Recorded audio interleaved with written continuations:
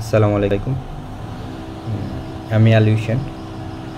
বিকেলের দিকে আমি একটা পোস্ট দিছি যেটা খারাপ ভাষা ব্যবহার করে, যা একজন মানুষের পক্ষে সম্ভব না এরকম ভাষা ব্যবহার করা। আমি সেটা করছি, করে একজনকে আমি গালি দিছি, একজন আপুকে গালি দিছি। এবং আমি শুধু আপুকে না, যারা সবাইকে বলা যায় গালি দিছি, যারা ওইখানে আমি বলে দিছি যারা ওইটা সাপোর্ট করবে তাদেরকেও।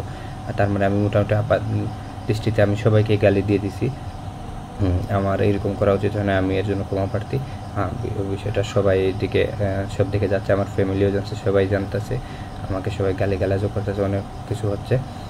সবাই আমাকে ক্ষমা সুন্দর দৃষ্টিতে দেখবেন। আর আমি ওই যে আপুকে, বিশেষ করে যে আমি গালিটা দিচ্ছি হেনা আপুকে, ওই আপুর সাথে আমি অবশ্যই দেখা করে, ব্যক্তিগত দেখা করে আপুর কাছে সরাসরি মাফ চাইবো।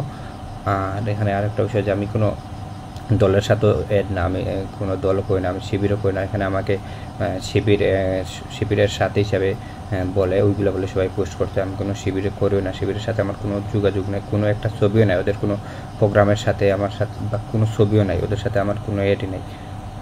আমি শিবিরও করি না, কোনো দলই করি না, দলও না, ছাত্রলীগও না, আমি কিছুই করি না। এমনিতে আমি সবাইকে এমনিতে অতিরিক্ত পোস্ট দিই, যাই মন চায় তাই এটাই করি। অবশ্য আমার দোষ, সম্পূর্ণ দোষ আমার। এটা আমি আবেগও হোক আর যে আবেগের ঠেলায় হোক আর কোনো কিছু হোক আমি দিয়ে দিছি, এটার জন্য আমি ক্ষমা প্রার্থী। সবাই আমাকে ক্ষমা সুন্দর দৃষ্টিতে দেখবেন। আর যাদেরই মনে কষ্ট দিই, সবারই মনে কষ্ট দিচ্ছি, সবাই প্লিজ মাফ করে দিবেন। আর আমি ওই আপুর সাথে আমি যেভাবে হোক দেখা করব, দেখা করে আপুর কাছেও সরাসরি মাফ চাইব।